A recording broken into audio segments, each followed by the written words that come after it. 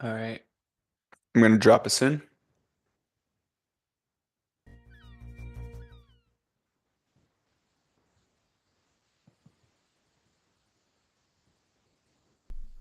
Boom. All right, we're live. Welcome in, everybody. Wednesday morning here, December 4th, our first episode in December.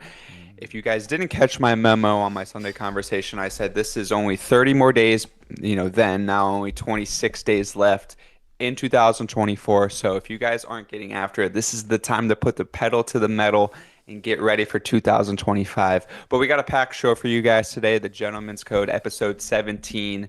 Um, it's been it's been a good year with the show, and we're excited for some stuff that's going to come up in 2025.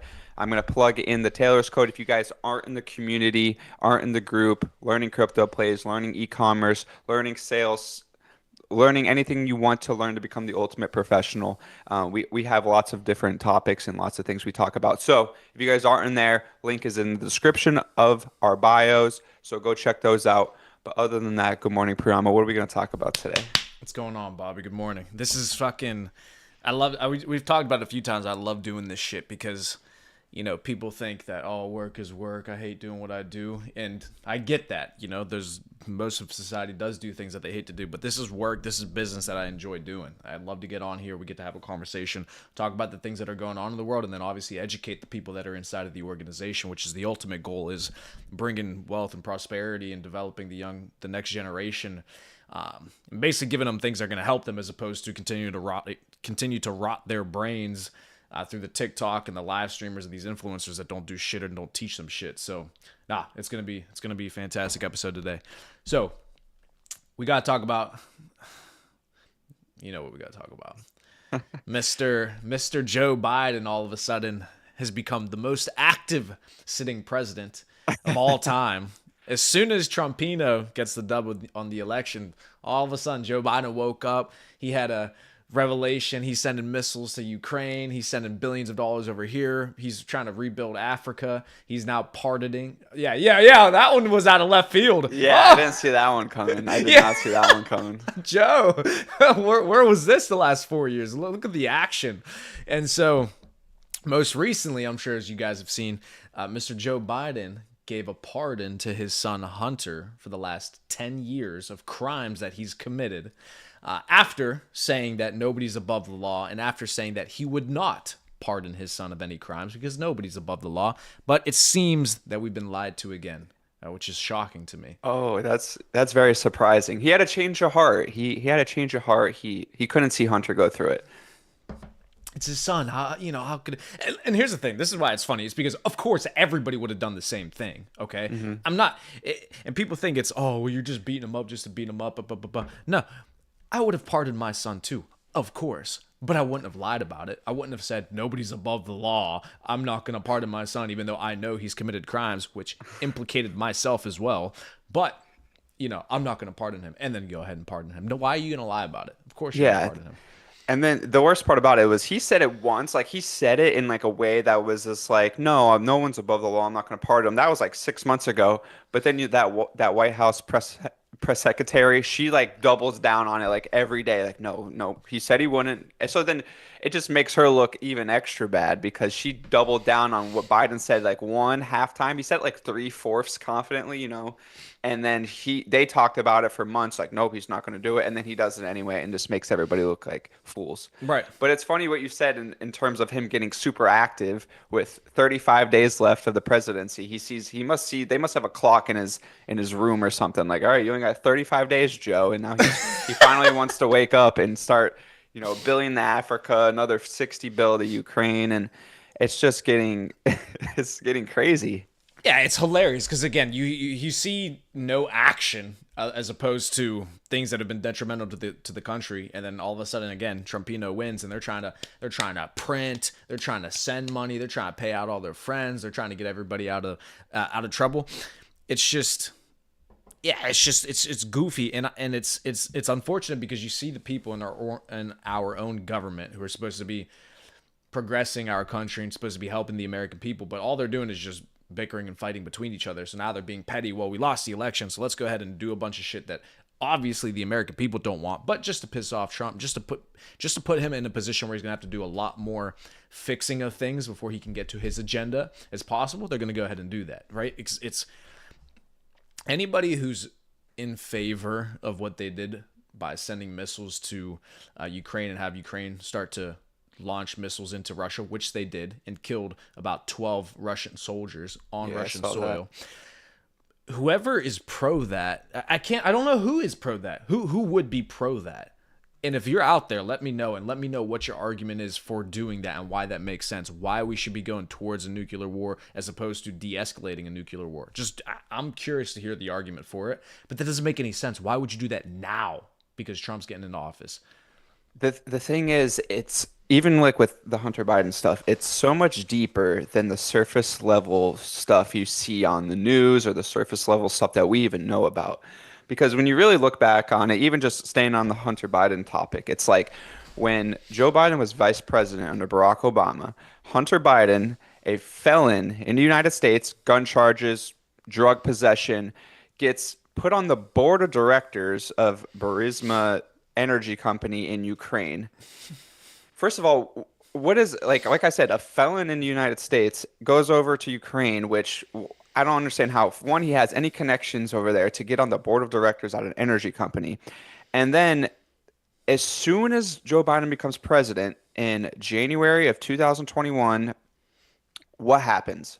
Russia invades Ukraine, like almost instantly. Like I don't know the exact timing. I don't remember the exact timing of when they invaded, but I know Joe Biden got inaugurated in January 20th of 2021, and it wasn't that far after that. I would say it was probably in the spring, like as soon as the soil softened up in Ukraine, Russia went in and started a war.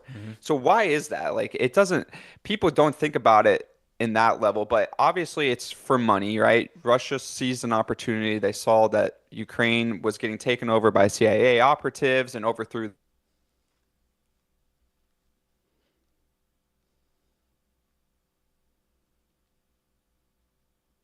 Matrix attack again. Bobby.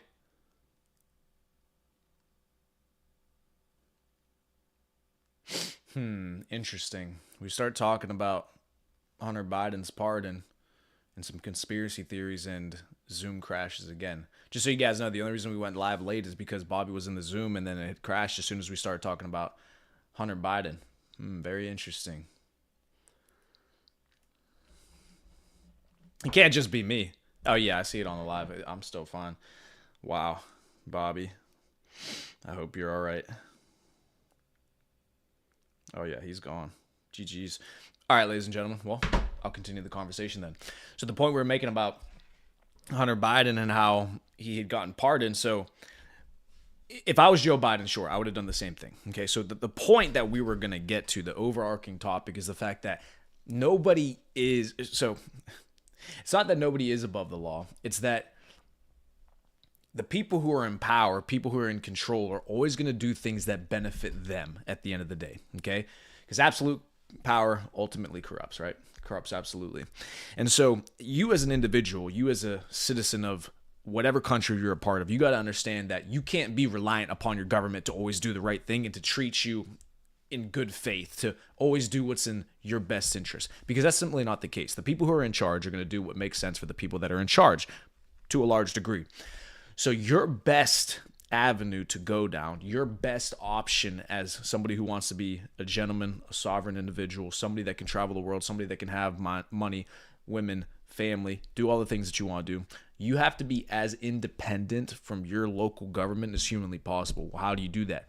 Through finance, through network, through knowing the right people, through having multiple passports, multiple citizenships, going through all these different avenues to make you less restricted to one plot of land or one government that oversees that plot of land, that piece of dirt that you're on. Okay, so you can't be this law-abiding citizen that follows all the rules and does all the right things and follows the path that's laid out for you from the time that you were born and expect to be able to get these high levels of success and these extraordinary results that all these other very rich, very successful people are getting. No, you're going to have to understand that people aren't really playing by the rules. If you expect to win and win at a high level, I'm not saying you have to break the law. I'm not saying you just become this complete degenerate, but you're going to have to interpret things a bit differently, interpret things a bit loosely, bend the rules to a degree to be able to get ahead to where all these other people are at. Because they're clearly not playing by the rules. Hunter Biden has dealt with a lot of corruption. Joe Biden, same thing.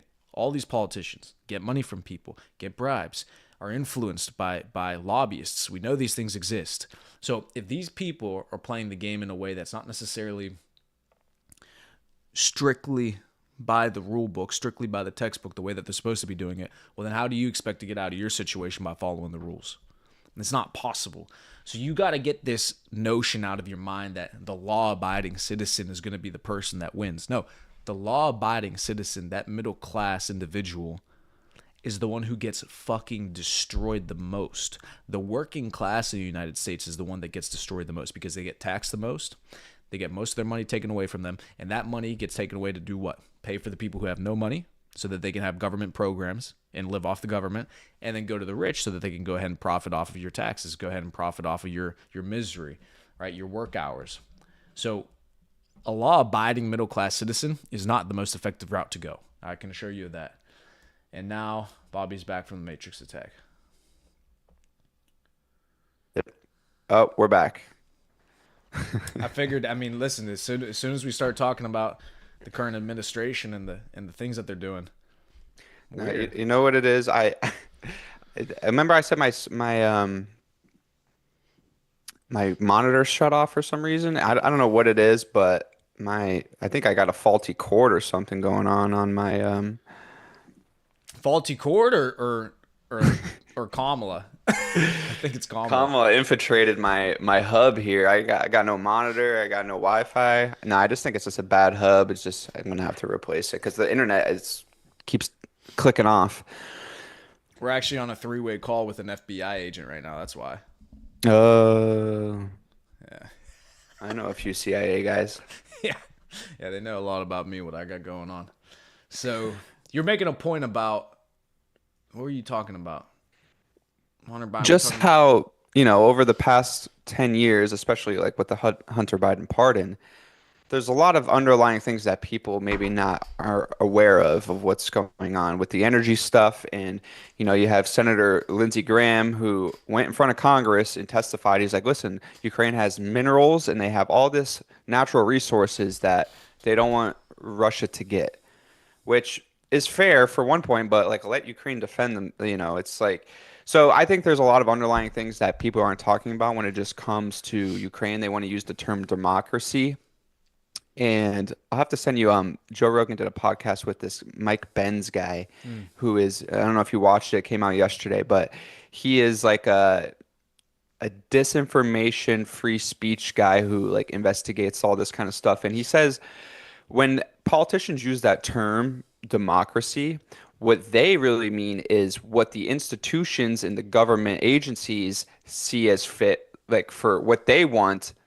And if they all have an agreement there, then that's what they term democracy, institutions and agencies. It's not what the people want as a democracy. It's what all the arching corporations, all these government agencies and all what they see as democracy. So that's why when you hear them say, Trump is a threat to democracy, they're not talking about what the people want. They're talking about what these governments want, these agencies and all they want, right? So it's the threat to their democracy.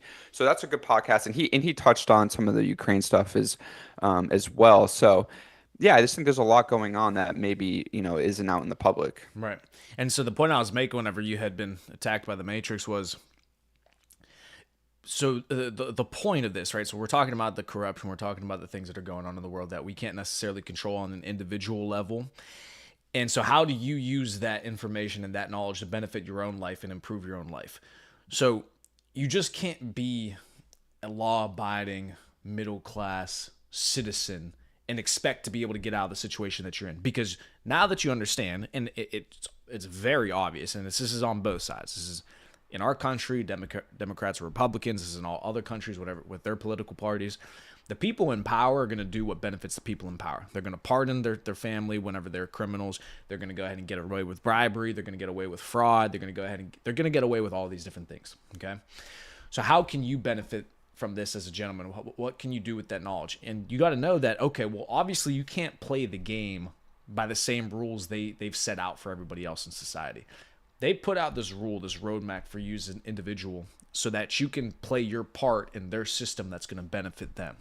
Well, if you want to get into a position like these people in power or these people who have made a lot of money, you're going to have to play the game a bit differently than what they've laid out for you. You're probably going to have to get out of your dependence on a job, or get out of that the college route. Get off the path that they've laid out for you so that you can go ahead and start to play the game a bit differently so you can get a different result, right? You can't be this law-abiding citizen and expect to win in this country or any other country. That's not the path that is going to give you the desired outcome that you want that these other people have. That's a great point. And I'll plug this book real quick because I've been reading this book. It's one I actually read in college. It's just called The Book on Making Money by Steve Alvarez. And what he talks about is that there is no set path in life, right? There's no system that says, like, if you go to school and you get this job, you're going to be a millionaire. There is paths that lots of people have taken and have been successful, but there's no path to be successful, right? And like you said, people that grow up in not favorable environments to become rich, you don't have rich parents, you don't live in a rich area, it's going to look a lot different for you to become rich than somebody who was born in, you know, Beverly Hills with parents who are actors or whatever. So there is no path, right? Everybody's path looks different. You might not go to college, you might not finish college, you might finish college, and you all might go on to do very successful things. But there is, like, what he harps on is there's no set path. So take chances and get out of your comfort zone and go do things that you wouldn't do. And that's not on the normal path, because what does the normal path get you in today's age, right? Right. It gets you $100,000 in debt. It gets you a $70,000 job for the rest of your life. It gets you nowhere, right? And like we talked about savings, like people try to cut back their expenses for 50 years to live when they're 65 to 75. 75 is the average death, right? The age to die. So you're saving, you're pinching pennies your whole life just to go to retirement with a little bit of money and enjoy some golf and enjoy maybe a boat, you got. So there's so many different ways to get to where you want to be. And so, and then one last thing, let's talk about with the corruption, right, and how these governments operate. And then let's go into that topic that you were talking about with wealth creation. So another thing just happened recently, it was yesterday, I believe, was in South Korea, the country had gone into chaos. Okay, so for those of you that don't know the story, basically in South Korea, their prime minister, their version of a president, his wife, of course it's his wife, right? She got into trouble. She needed the handbag. These women and their fucking handbags. So she got a $3,000 handbag as a bribe, and has also been involved in some other fraudulent activity. Okay. Now in South Korea, this is a big, big, big no-no. Okay, which I respect the culture and I respect the South Korean people for being this against corruption and in dishonesty and disloyalty in their government. They hold their officials accountable, clearly. So this prime minister, his wife is being investigated right now for all these activities, and she's probably going to go to jail. Okay. Now, being that this is his wife, they're starting to and trying to investigate the prime minister himself. Now, with this investigation, what's going to happen? The prime minister is going to get thrown in jail. Okay, South Korea has thrown 2 other presidents in jail and currently are in jail in South Korea. And their first female president ever, by the way, in South Korea is currently in jail to this day for corruption. So, America, don't elect a woman as president. So they're in jail for corruption. So the prime minister right now, currently sitting, being that he's afraid that he's going to get thrown in jail, because he will. At 10 p.m. last night, it would have been 10 p.m. last night, or no, 2 nights ago at this point. At 10 p.m. 2 nights ago, he went on national television whenever Parliament had gone home. The government's essentially, done for the day, and called martial law on the country. And martial law, the reason he would do that is that under martial law, he has complete control, and there's no political activity that's allowed to go on. Okay? So he was doing this to try to stop the investigations on himself so that he doesn't get thrown in jail. Well, people freaked the fuck out because they said, what the hell is going on? The Yeah. people in South Korea, they got out into the streets. They went to their version of the White House to start to protest. The South Korean president then called the military to then stop Parliament from being able to go and vote on whether or not the martial law was legal or not. Everybody in Parliament runs, gets back to the building. They fucking go have a vote. 190 of them to 0 voted to take off the martial law.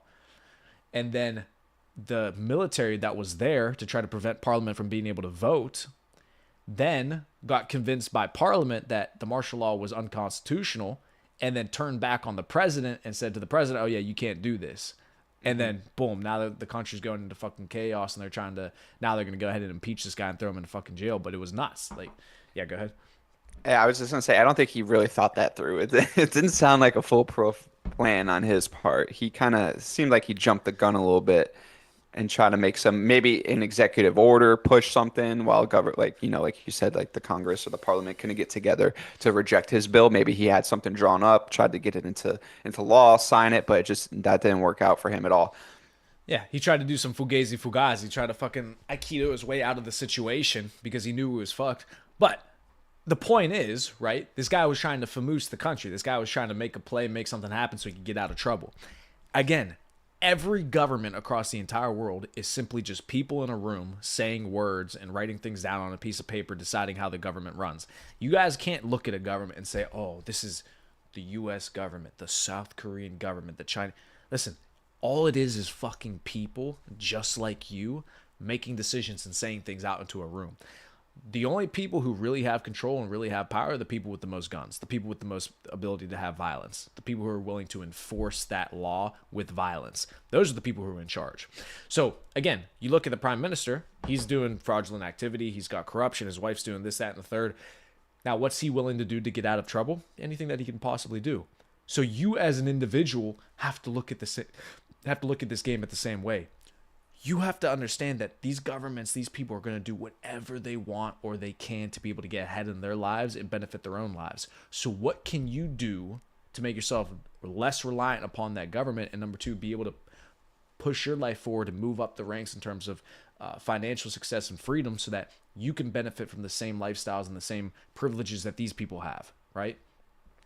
And that's a great point when you said it's just people in a room and pieces of paper, pretty much, right? It's just the government is the laws that they create. They're telling you what you can do and what you can't do. So the government breaks their own laws 100%. We've all seen this before. It's nothing new. So you have to figure out a way to use what the government puts into law to your advantage. You have to understand the law. You have to, especially like the tax code, right? That's probably one of the most famous ones that people either argue about, debate about, and you see a lot of people go for tax fraud and stuff like this. So it's the one that's most malleable to change in your favor or against you. So you've seen the billionaires and people on Wall Street use this to their advantage, right? They take less capital gains tax. They'll buy investments and take loans against it, so they don't have to sell their portfolios or their real estate. They'll just loan out against it because it doesn't make sense to sell your assets to have to pay capital gains tax, and then then you want to buy back in, and you don't have to do that. So there's different laws and rules that you could use and follow, which the government puts in place for you. Like I hate to give it to them, but the people in the government are smart. Let's give it to them a little bit, right? They know what they're doing. I think maybe the people who are in charge of the military industrial complex aren't as smart, which is scary because that's actually the scary part of the government. But the people that are creating laws in Congress that are elected are smart people. So they're going to try to do everything they can to get what they want out of the country. And if that's pushing laws that favor them and what their businesses are, they're going to do that. Mm-hmm. So I heard Andrew Tate make this point. It is such an intelligent point, and it's exactly how I look at life. So you see all this corruption, you see all these loopholes in the tax code. I mean, Bobby's a licensed CPA. He understands how this shit works. I take advantage of the tax code being that I don't have a W-2, so I get to do write-offs. I go with my accountant. I write off as much as humanly possible, etc. All within legal bounds, but I'm able to take more advantage of things than just, somebody who says working a W-2, right? And so Tate made the point, he said, people with a loser's mindset get upset at the fact that there are tax loopholes. Get upset at the fact that these wealthy, privileged politicians and families and people who have multi-millions of dollars get all this access to, you know, let's call it laws that benefit them, right? If you have a yacht and you have it out in, you know, maritime, you know, open ocean sea, you don't have to pay taxes on it, all this different shit, right? All these different loopholes. People at the base level, people with a loser's mindset get mad at that. They say, oh, why should you have all these tax loopholes? Oh, why should you be able to write this off and have this property and have this da da da? Why should you be able to do that? We should make that illegal. Those are losers, because the winners, the people who are actually going to become successful and become rich, just like those people who benefit from those laws, those people are going to end up benefiting from them down the road whenever they do get rich. If you have a winner's mindset, you have a winning mentality, your thought process is, oh, wait, there's all these loopholes so I can avoid taxes legally. Fucking fire. So then whenever I'm rich as shit, I don't have to pay tens of millions of dollars to the government. Great. Love that. Leave that just how it is. And when he said that, it clicked for me, and I said, that's so funny, because it's exactly how I think. I never think to myself, oh, that sucks. No, I look at it as, oh, I'm going to be that rich very soon, very quickly. I want that benefit to myself as well. I'm just going to play the game just the way that they're playing, and I'm not looking to change the rules. If those are the rules they've set up for the very wealthy, successful people, then yeah, that's the game I want to play, because I know I'm going to win in that game. I know I'm competitive. I know I'm going to work harder than most people. Great, yeah, leave it just how it is, because whenever I get there, fantastic. I'd be able to benefit. I keto my taxes away. Boom, boom. I mean, I've already been doing it, and yeah, so that's a winner's mindset. I'm going to benefit from that. And that's the thing, is we all have that opportunity. All the laws are the same for everyone, at least in this country, right? No, Yep. one law doesn't favor one person more than it favors another person, and that's the beauty of the country. But in terms of what you're talking about, it's more of a mindset thing. So like when people have a couple $1 million houses and they want to do a 1031 exchange and get a new house, they understand that because one, they have the financial ability to hire a good accountant. So the accountant's going to tell them like, hey, oh yeah, you could just do this and you won't have to pay tax, or you won't have to pay capital gains when you sell this house. But it just comes down to, maybe you don't have an accountant, you don't know, what to do. It just comes down to an educational thing. So it's about knowledge and upkeeping and just understanding what is going on in your finances. So I think, in terms of what you're saying, people need to stay educated is the most important part. But don't let this, like I said before, there's no system. Like it's not a system that's gonna, like, you do X, Y, Z and you get X, Y, Z. And I think one of the most common misconceptions about laws and taxes as a whole, right, is you hear the billionaires don't pay their fair share. That's like a huge one, right? But one thing that people don't understand is that billionaires buy more stuff, right? So if you go to a store and you buy $200 worth of groceries, you're going to pay a tax rate on that, whatever state you're in. But if you're a billionaire and you go buy groceries for you and your family and the homeless and all this, you might spend $10,000 on groceries. So how much more taxes are you paying on that? You might not pay income tax on some of your gains, right? On stocks or on a W-2, like normal people pay probably like 10 to 20,000 a year. But if you go buy a Rolls Royce at the Rolls Royce dealership, you're going to pay a 5% tax on Rolls Royce, which is more than someone's going to pay for their salary on a W-2. So that's one of the common misconceptions about people thinking the tax code is a cheat code for billionaires, or thinking the rules are broken for billionaires. It's like, no, they pay taxes. They just pay it in different ways. Right. Exactly. Yeah. Because of the level of wealth they have, they're going to end up paying a lot more money in taxes just based off of the things that they're buying. Right. Yeah. And here's the thing too. People got to understand, what's the alternative? Okay. Okay. So you don't like that people can become multi-billionaires off of a capitalistic system. Okay. You don't like that. Okay. So then what's the solution? Give me the alternative then. What would you prefer over the system that we have right now? Because they like to complain, oh, we're in America, the richest empire of all time, with the most social class and financial class mobility that there's ever been, being able to go from completely poor family to a multi-billionaire. It's happened already, okay? So you have the most class mobility that you've ever had in a generation. It's the richest country in the entire world. Okay, you don't like the system. What's the alternative? Oh, so you want communism? You would rather that people don't get paid based off their merit, the value that they're able to provide to society? I'm not saying people should be able to lie to the public and get in fraudulently attain their wealth, right? Like some pharmaceutical companies that will literally pay scientists to make fake data and fake test results to be able to sell to certain. Yeah, that's illegal. Yeah, but outside of that, so what do you want? You want a system where you're not going to get rich off of the value that you provide to a society? Elon Musk Well, should be a billionaire. He's supposed to be. Well, I'll say just like another one that has been up and coming, even one that you talk about, is like Dubai in the Middle East, right? People want to say it's a great, right? It's a great country. I'll say it, right? But are you willing to give up your vote? Are you willing to give up your freedoms? Are you willing to give up a congressional government for a monarchy for a couple of guys who have all the money and they're going to tell you how to live? Yeah, the rules are good for now, right? And it's Exactly. prosperous for now, but all it takes is one of the guys at the top to either go astray or to lose his money or to die, and someone else gets his money and gets his power, and then things switch up, right?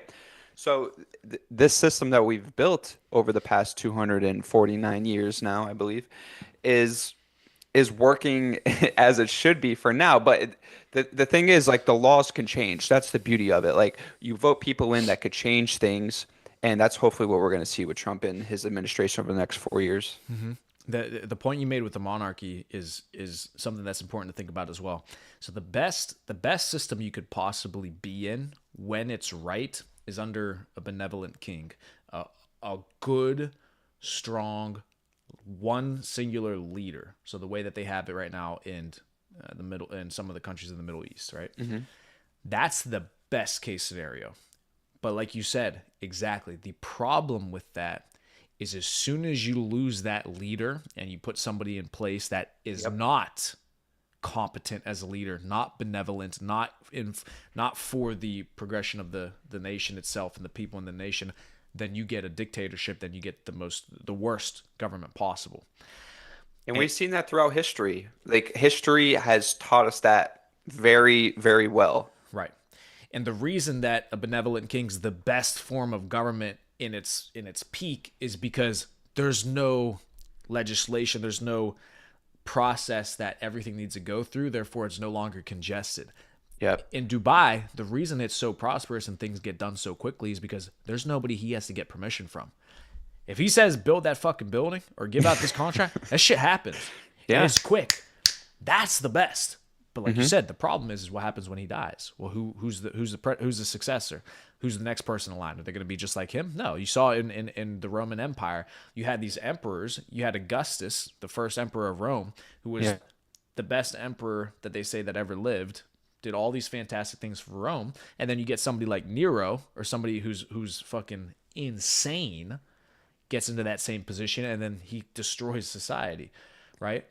Yeah, or it's a son that grew up in the spotlight with the money and doesn't know how to act with it appropriately. Even so, we could talk about, the great British Empire for before they became America. You saw how that ended, right? The British Empire was dominant throughout the 1500s, the 1600s. But then once the colonies started coming around and they saw how the British Empire was acting, they're like, no, we don't want to deal with that anymore. And then boof, the British Empire is gone before you even know it. The Mongols in China and all of that, right? They had great leaders for hundreds and even thousands of years, the Mongols, right?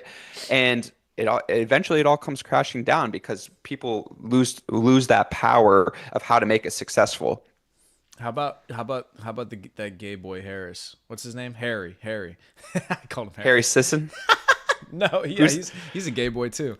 oh The other one, the guy from the royal family, Harry. oh the ginger. Yeah, the ginger guy. So, did you see what happened with him and his wife? They're now having a professional separation or something. They're looking probably getting divorced soon, I'm sure. Mm. Laughing, hilarious. Think about it. This guy is the typical beta simp man of this generation. He allows this woman from Hollywood, whoever this B-list celebrity, she's not even that hot, to remove him from the royal family, give up his title, give up his what all these different things that he had, gets extradited from his family, comes to America, does everything to go ahead and please this woman. And after what, 2 years, 3 years? Separation, divorce. Oh, who could have saw that coming? Wait a second. So you do whatever your woman tells you to do and try to please her absolutely, and then she hates you and leaves you for it? Yeah, that's how it works, guy. Because women will do their best to turn you into the man that they're not going to love. It's incredible. So So, now he's out of the royal family, and what? So King Charles is 90 years old, and then who's the? I think his brother would be the successor. yeah, But I whatever. mean, it's that's what we're saying. It's like this power. The queen held it together for almost like 100 years. She held the country together, the royal family together. Soon as she dies, look how things start unraveling, right? Harry's like, I'm out. King Charles is doing whatever he does, and it's the royal family is going to fall apart now in the next 10 to 20 years. Right. And then what happens to the country, right? If it falls onto the parliament that the British people have voted on, but as we've seen with things over there, is it actually going to hold up? Like, is it going to vote, or is Congress going to pass laws that are in favor of the people? That's to be determined. Right. And so, and with Harry, right? So the problem with him is, and you see this, again, like you said, they couldn't keep the family together. This guy fucking goes rogue with this chick, whatever the hell her name is, Meghan Markle or some shit. And so the point I was going to make is, you see what happens whenever you as a man try to please your woman absolutely. She's going to turn you into the guy that she's not going to love, because now she knows she can get you to do whatever she wants, and now she's no longer attracted to you, right? When you're successful, you're making money, you're fit, you're doing all these great things, and a girl becomes attracted to you, the way that she shows love to you is by getting you to do all the things that didn't make you attractive in the first place. She's going to try to get you to watch more Netflix, try to get you to go to the gym less, eat a little bit more, have some more sweets, do this, do that. Oh, I love you. Just relax with me. Just relax. Chill, chill, chill. All of a sudden, if you give into that too much, you start getting a little bit fatter, you start making less money, you start working less hard, you start doing more things with her, you become more feminine. All of a sudden, she's like, oh, I don't love you anymore. Oh, you're not who I thought you were. Oh, you're not the same. Oh, yeah, because you were trying to get me to do all these things that didn't make me attractive in the first place. But you as a man have to understand, you trying to absolutely please your woman is never going to end up well for you. She needs to understand that I need to work, I need to be fit, I need to get my things done as a man that made me attractive in the first place. I need to continue to do these things even after when we're together. And if you want to do some crazy shit like have me leave the royal family, then you can kick rocks, because I'm not doing that shit. And even though she's going to be upset in the moment and you think you're going to piss her off, the fact that you were willing to tell her no and say, hey, shut the hell, what? No, we're not doing that. It's going to make you more attractive to her in the first place. And So, that's crazy timing too. Like the queen has not even been dead, what, 2 years? And she's already out. She's bouncing. Like she got what she bouncing. wanted out of the family. The majesty, the queen is dead, and she's bouncing. Yeah, exactly. I mean, of course, of course. And this guy Harry couldn't see that. He got that wrapped up in the pussy, bro. What are you talking about? These guys are, yeah, men. You cannot fall for that shit. If you know what's the right thing to do, and a girl's trying to pull you down this rabbit hole of doing what she wants, doing it for her, doing it for her, doing it for her, doing it for her, the more you comply and the more you try to appease her, the less attractive she's going to be to you. The less attractive you're going to be to her. So, anyways, that's just a couple of topics, but I know you want to talk about the wealth creation and a couple of tips that we can give to these guys. So I'll let you go ahead and jump into that. Yeah, so I touched on it briefly when I got cut out there and jumped back in. Just didn't really know where we were with topic after that. But so the thing is, like I said before, there's no correct path and how to get to be whatever you want to be, right? Everybody's destination is different, so that means your travel is going to be different than how you get to the destination, right? So how you have to think about it, and we talk about this all the time, is you have to picture what you want to be in 15 years, in 20 years, right? And then devise a plan to get there. So everybody's plan, everybody's path is going to be different. So how are you going to do it? And you can't change the past, right? You can't change like, okay, I went to college and got all this debt, da da da, and I can't change this shitty job I had. Maybe you just learn from that experience, right? So creating wealth for yourself is a super simple concept. You have to provide value to people, whether that's a job, right? Whether that's a business, or whether that's just people to people, right? Providing a service like people value, and they're going to pay you for it. If you go to work every single day and you show your boss how valuable you are, you're probably going to be in line for a promotion soon. And I think one of the best ways to show your value is sales, right? Priyama, you know this better than anybody. If you could show your boss, like, hey, listen, I did 50,000 in sales this week. I did 55,000 the week before. I'm on pace for a $250,000 a month, right? When am I going to get promoted? I'm bringing in all this money for the business, and you guys are only paying me, like, say your own salary plus a little bit of commission. Like, I want my salary doubled based on the amount of money I'm bringing in and all the value I'm bringing into this company. I want a promotion and I want to raise, right? You have that leverage now because you have dollar amounts that you could show to your boss that you're bringing in for the company, right? Mm-hmm. So bringing in more value to yourself, like personal brand, right? Like I said, I put out a tweet last night. It was like, putting stuff out there on social media is free.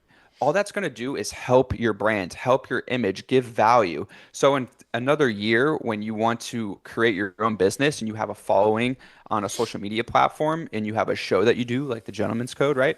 You have more value to bring because you've been doing it and that you could show people that you've been doing it. Mm-hmm. So I think that's one of the most key things is just create value for people. That's how you create wealth, is creating value. Yep. Absolutely. The more value you provide, the more money you can charge, the more people you can help. 100%. And to also talk about the plan and planning out where you want to go, how you want to get there, etc. Yeah. If you don't know what your destination is, how are you ever going to go ahead and type in a fucking destination into your maps and get a route to that destination? If you don't know where you're going, I can't give you directions to where you're trying to get to. So it's so important to understand, what the fuck do you actually want? And I hate when people give me this answer, because I would ask this all the time to people I mentored and trained in sales. I would say, so what's your why? What are you trying to accomplish? Where are you trying to get to? I would ask them this all the time. What's your why? Oh, I don't really know. I don't know. Just don't know what I want or what my why is. Guy, figure it the fuck out. Okay? Grow up and understand, what the fuck do you want in your life? And I would get this all the time from young people, especially. I don't know. I don't know what my why is. I don't have anything I'm trying to work for. You don't have parents that you care about. You don't have siblings that you care about. You don't have some kind of... Pick something, okay? All right, if you can't figure out a why, how about make it about somebody else then? At least just in the meantime while you're trying to figure it out, okay? Understand what you're trying to accomplish, because until you understand what you're trying to accomplish, all the work that you're going to do is going to feel monotonous. It's going to feel like work, because you're not really understanding what the end goal is, what the end destination is. So if you can't justify the suffering, then why are you going to suffer? The easiest way to get yourself to work harder and put in more hours and justify your suffering is knowing exactly what you're doing it for. If you know what you're doing it for and you know that it's going to work, then yeah, you can justify the work easily because you know what you're 100%. Trying to get to. That's what people fuck up. They go to work thinking that, oh, well, if I just work hard enough and I make money, I should be able to get there. Well, if you don't know what you're doing it for, you're not going to want to work. That's a great point. And there comes a point too when you work, if you're working hard, like say like you wake up and you work really hard, and I've done this in the past. I do this sometimes. I'll just get on and I'll start working, but I don't have a clear path or a goal of what I'm working towards, right? I'm just working just to work. But when you're working and you have something that you're working towards, you could actually work harder and compound that. As if you're working hard, right, and you work for 4 hours, but you really didn't get anywhere, you went in a circle in hard work, it's just a waste of hard work. You might as well have not even done anything. But if you work hard for 4 hours and you went from point A to point B and you got something done and it was measurable, and especially if it's making you money, right? If you make, say if you work an hour and you make $100 an hour, right? Okay, you're going to say, I'm going to work 8 hours today and I'm going to make $800. But if you work for 8 hours and you make zero money, all that hard work was for nothing. So if you have something you can measure that hard work by, which should be money, right? Everybody wants to make money. That now you could start working hard. It's like, okay, now I'm not going to make $100 an hour. I'm going to make $200 an hour. And then you work 10 hours a day and you got $2,000. And then you could exponentially start to grow that hard work. And that's where I see a lot of people go wrong, is that they like, oh, I'm such a hard worker. It's like, okay, but like you might be a hard worker. I think I'm a hard worker, but am I actually getting somewhere? Am I making more money? And I think that's where hard work can be misconstrued. Yeah. Yeah. Hard work does not equal success. Hard work is Hmm. just hard work. Ask any construction worker if they're a multimillionaire. They're working hard. They're Yep. working lots of hours, but they're not rich. So it's not hard work. It's what work are you doing? And so you're saying about just working just to work. Yeah. You're not working just to work is not going to get you rich. You got to, and well, this was the point I want to make. You were saying about, did you make any money during that hard work, right? That's why this is some advice that I give to people inside the Taylor's Code. And again, people I used to work with in sales is when you're building a business, your number one priority is to make money. And the faster and the sooner that you make money, the more real that it becomes to you, the more excited that you become because now you're starting to see progress. That is for me, the number one most important thing for a business is make money as quickly as humanly possible. Prove to yourself that you're able to make money doing what you're doing. Because even if it's one sale, two sales, if you just get that product or that service out to anybody and you see that money hit your bank account, all of a sudden it's real now. Your belief instantly, and this is natural, instantly is going to go up. So myself and Bobby, the more people that join the Taylor's Code, the more people that pay for subscriptions, yeah, the more excited, the more momentum we gain because we realize now we always knew it was going to be the biggest organization in the world, which it will be in the next couple of years. I guarantee you, me and Bobby are having fucking 30,000, 40,000, 50,000 people inside of our organization within a couple of years, guaranteed. Okay. We always knew that was going to happen. But the more people that enroll, the closer that we get to 400, we're almost at 400 members now. The closer we get to 1,000, the closer we get to 10,000, the more momentum we have, the more excitement that we have because we see the money coming in. So that should be your number one goal with the business is not to spend money. Quit spending money. Quit buying LLCs and paying for products and paying for websites and paying for design, paying people to do all this shit. No, make money. Make your first sale before you spend any money. Once you see that money coming in, bang, now it's game time, baby. Now you've seen it. Yep. Yep. And the hardest part is finding out how you're going to provide value. That really is the hardest part because a lot of people are very skilled at what they do and you might be a great graphic designer. But if you don't know how to market yourself towards people online, but hey, I could do X, Y, Z for your business. Okay, well, nobody's going to buy anything if you don't know how to sell yourself. So how are you going to provide value to people is very important. And I like the point how you brought up the construction worker and hard work, right? Because a construction worker or yeah, we'll use a construction worker. So a construction worker might work 50 hours a week in the rain, in the cold, on power lines, on top of buildings in the snow, right? They're working really hard, but if they're making their $25 an hour every week for 3 years, they're not getting better. They're not growing their income. They're not taking the next step they need to. And they work really hard, right? People work really hard, and people work less hard than me that make more money than me and make more money than you, but they figured out how to turn their value into more money. So it's been eye-opening for me over the past 6 months, especially like with crypto, because you see people that don't work hard make millions of dollars. It's just figuring out how you're gonna you take the money you do have, right? And maybe you want to make a side business and you want to be a solopreneur. Mm-hmm. For people that don't know, that's an entrepreneurship that just does it by themselves. And I think that's honestly one of the best ways to start, right? Just be an entrepreneur by yourself. Don't hire, like Priyama said, don't be hiring people to do all this bullshit for you when you don't need it and you can do it yourself. And you're going to see how quickly you could create value. And if you could create value quickly, you're going to get paid for it, like Priyama said. And that's what you want to do in a business is get that money rolling in quickly as possible. Mm-hmm. And what you said about making people working less hard than us, making more money than us, that's a great point too, because you have to understand there is a game to be played. Okay. There are more effective ways to play the game. There are better ways to play the game. When you're first starting out and you don't have the resource and the money that some of these other people have, yeah, you're going to have to work harder than them until you have enough money where you can start to play the game the way that they play it. Because the more money that you have, the more money that you're going to make. This is real. This is why the rich get richer. This stuff is real. This is why people say it. The more capital that you have, the less risk you have to take to make even more money than somebody who has less money. Okay, so I'll explain this in a second. So, for example, one of the strategies that we have for whenever we cash out of this bull run is we take our money, our profits, and we go ahead and put it into stable coins, right? When you go to take profit, you put your money into stable coins pegged to the US dollar, and then you stake it and earn an APY on your money. Well, if you're going to get a 15% APY on your money, if you have 100 grand, you're going to get what? $1,500 or $1,700 a month? 100 at 15%, you would get 15 grand. On At 100 grand? 100, yeah. Oh, but per month, excuse me. So I meant per per month. month. Okay. Yeah, you're right. So per month, you're going to get what? About Yeah. $1,600, $1,700? Yep. So per month. So you're going to get $1,700 a month on 100 grand. But if you cash out $1 million and you get that same 15% APY, well, you're going to get $17,000 a month as opposed to 16 or 1,700. So that right there, there's no difference in effort. There's no difference in strategy. It's just simply the sum of money that you have determines how much money that you make.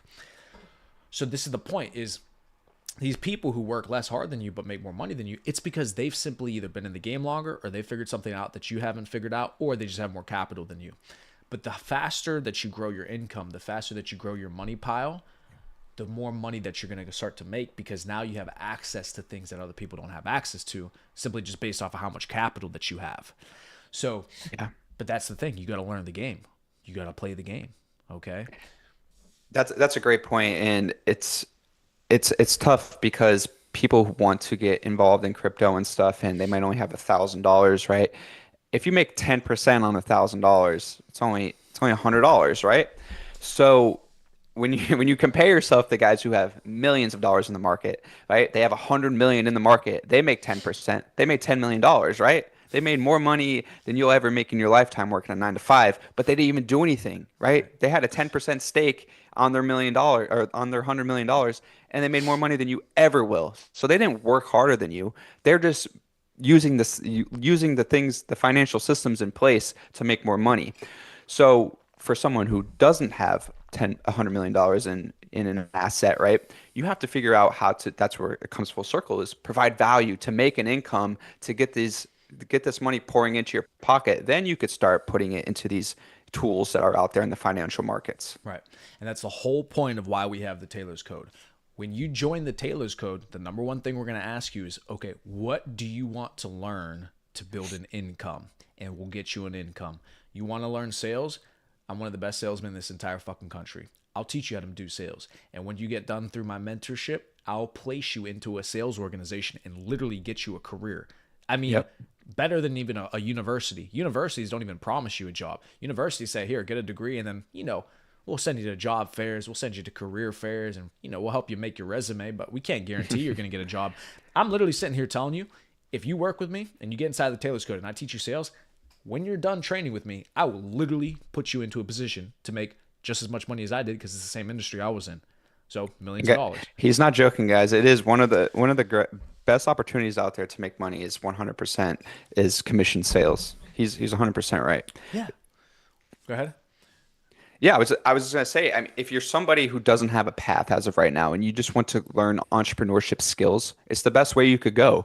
You're gonna test how good you could create value, like we talked about. You're gonna create value for people that are in financial need. That the whole insurance industry. Creating value for people who might die young and they need to support their family after they go, or whatever the situation is. They have debts that need to be paid off, or funeral expenses. You could create value for that person, and you could see how good you are at it. Like Priamo is a professional at it, one of the top in the country doing sales. So he figured out how to create value, and now he's turning that into other industries, creating value as a personal brand, creating value in crypto, right? So it's a skill that you could learn and that you could apply to other industries. Right. And it's because of that income why I've been able to make the money that I'm making in crypto, et cetera. Because again, I have access to more capital based off of how well I did in sales, right? These trophies right here behind me, these are all for being the best fucking salesman, right? So I got the fucking proof. Trophies. I got the hardware, motherfucker.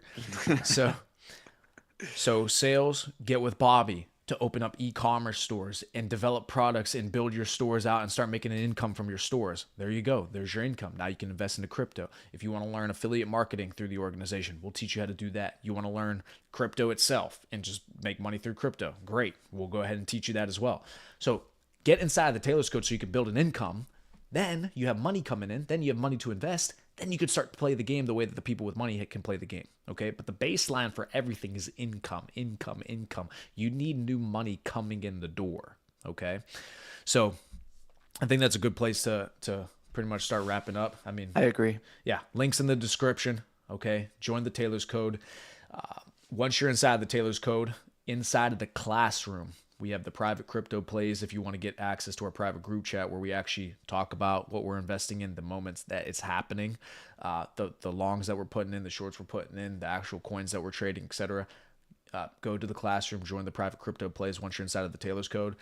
If you just join the Taylor's Code to be able to get into a position to start making an income, like I said, get with Bobby to build e-commerce stores, get with Bobby to build your income that way, get with me for sales, affiliate marketing, etc. And then, yeah, I mean, continue to build the organization. If you guys are looking for a place to be able to be a part of a team that's going to fucking win, because I can assure you every team I've ever been on, every team Bobby's ever been on has been a winning team. Whether it was sports, whether it was college, whether it was business, always been on a winning team. You want to be a part of a winning team, join the organization. You want to be a part of a group of classy gentlemen, be a part of the team, join the organization. Because it's only through this organization and having a brotherhood, a team that you can get behind, that you're going to win in this world. Okay? You as an individual are not going to make it. You're not going to win by yourself. This is a global team, guys.